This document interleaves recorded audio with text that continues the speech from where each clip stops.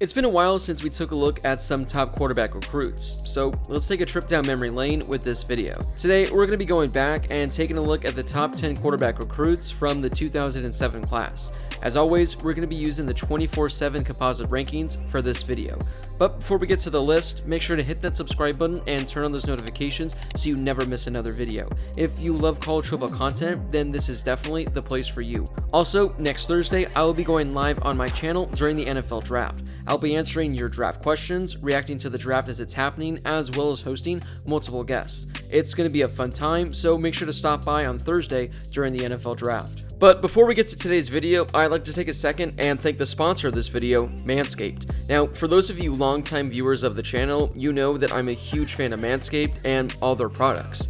Gentlemen, I know we focus so much on taking care of our bodies, but don't forget about your most prized possessions down there. They deserve to feel loved too. If you head over to the website, you can get all kinds of different things to help polish your trophy. Now, if you want the most bang for your buck, my personal favorite is the Performance Package. With this, you'll get my personal favorite item, the Weed Whacker. Now, I have a solid amount of nose hair, and for years, I've had to resort to plucking them out myself. Well, not anymore. Guys, did you know that 79% of partners that were polled admitted that long nose hair is a major turnoff? Well, the Weed Whacker uses a powerful 9,000 RPM motor with a 360-degree rotary dual blade system to safely whack your weeds. It's water resistant, which makes for easy wet or dry operation and easy cleaning. In addition, you'll also receive the Lawnmower 3.0 that will also help keep your team clean, smooth, and ready for the big game. You'll also receive the Crop Preserver, Crop Reviver, and the Magic Mat. Now, if you order all this right now, Manscaped has also allowed me to throw in a free shed travel bag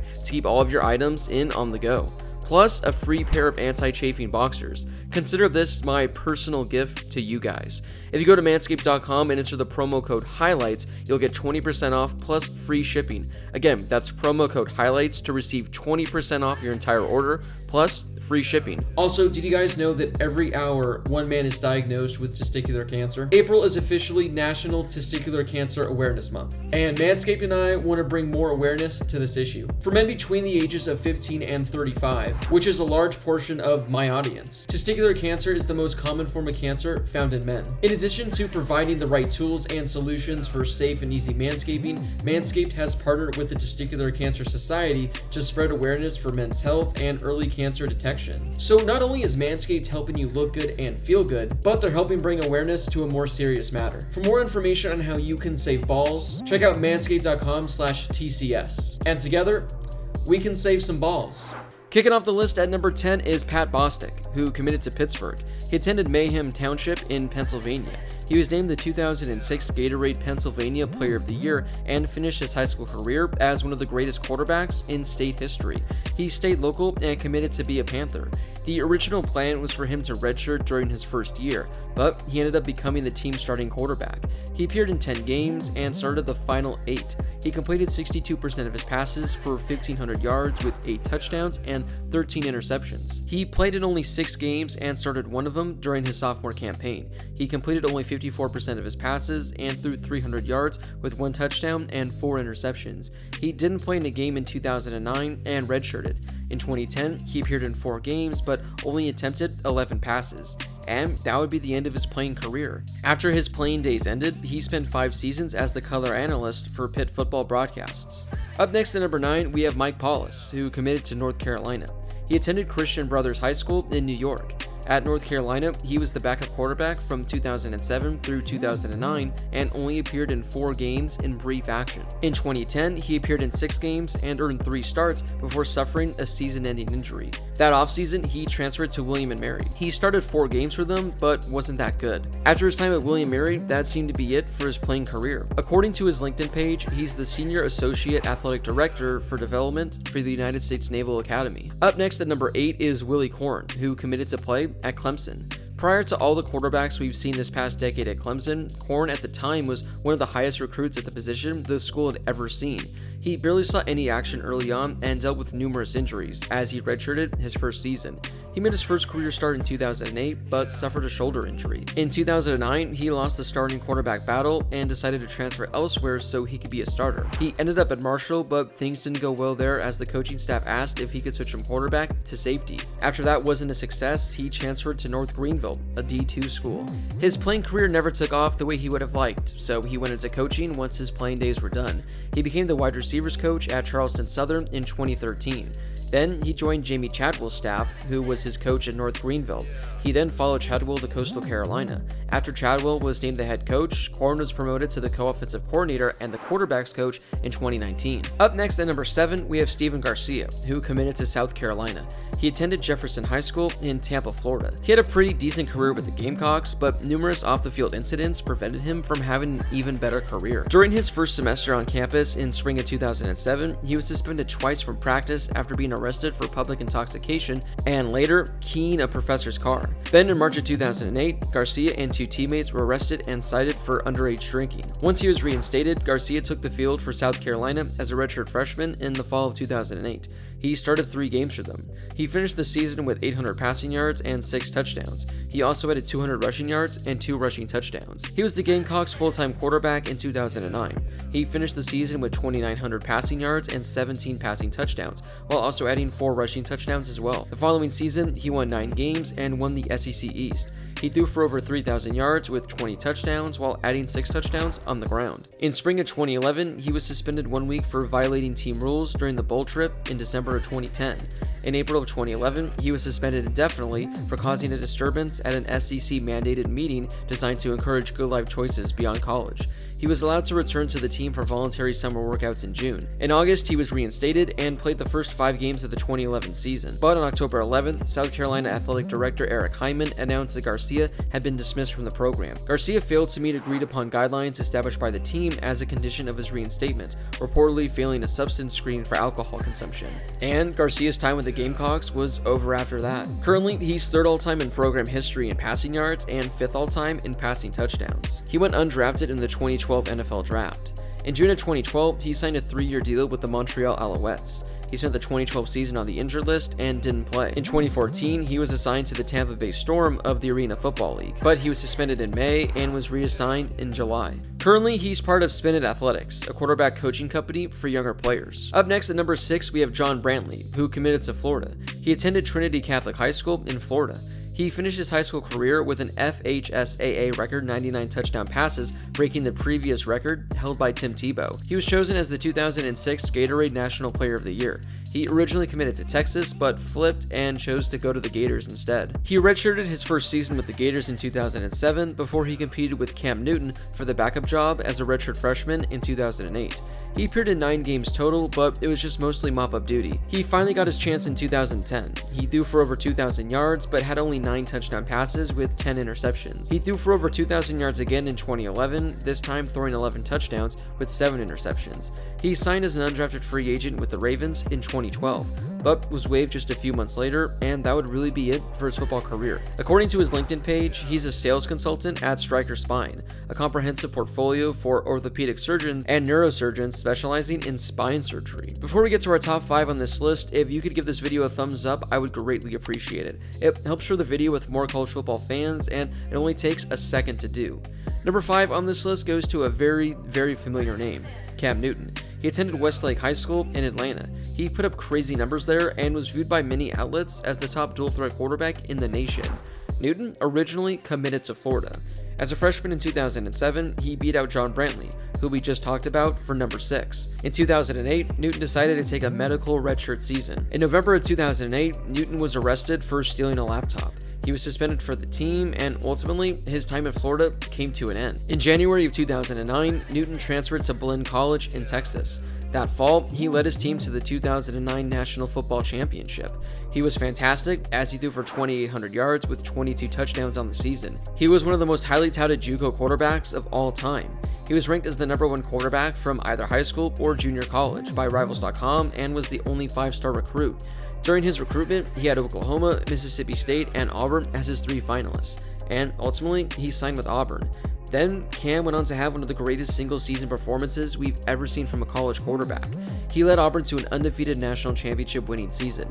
He threw for just under 3,000 yards with 30 passing touchdowns. He also rushed for 1,500 yards with 20 rushing touchdowns, numbers that even the best running backs in college football never achieve.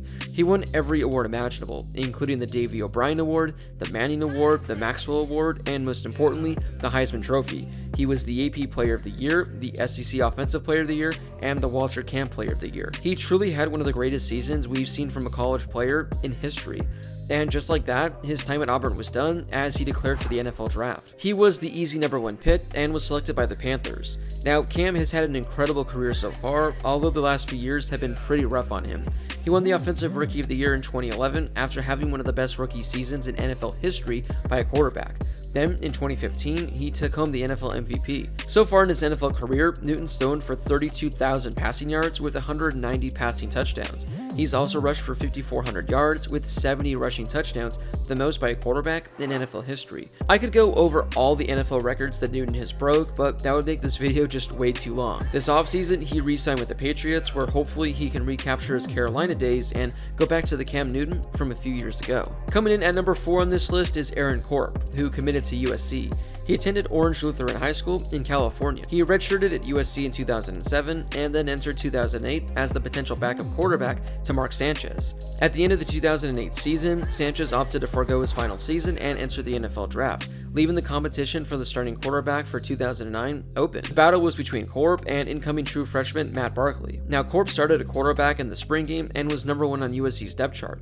However, during fall camp, he suffered a fractured fibula and Matt Barkley ended up starting. Corp ended up starting a game during the season, but was awful against the Washington Huskies. He threw for 110 yards, the lowest number of passing yards in a game at USC since 2001. The following week, Barkley was the quarterback, and the rest is history. That offseason, Corp announced that he'd be transferring to Richmond. He played in 5 games, but then got injured, missing the remainder of his season. He spent all of 2011 as their starting quarterback. He went undrafted in 2012 and spent brief time with the Bills, Cowboys, and Dolphins, but never made a roster. After his NFL career, he spent time as an assistant coach with Virginia State and with Richmond. Currently, he's an assistant coach at Norfolk State. Number 3 goes to Tyrod Taylor, who committed to Virginia Tech.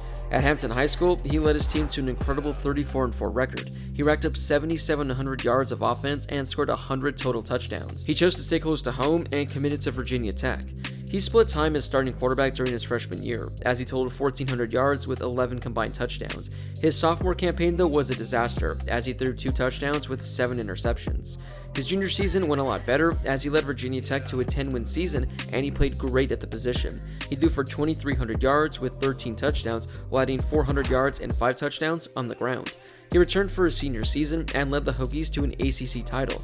He was named the ACC Player of the Year after throwing for nearly 3,000 yards with 24 touchdowns while adding 700 yards on the ground and 5 rushing touchdowns. He was taken by the Ravens in the 6th round of the 2011 NFL Draft. He rarely saw the field during his time in Baltimore. Then, in 2015, he signed a contract with the Bills, and that was really when his career began to turn around. He'd go on to start 43 games for Buffalo over the next 3 seasons. He threw for over 9,000 yards with 50 passing touchdowns while adding 1,500 yards and 15 rushing touchdowns on the ground.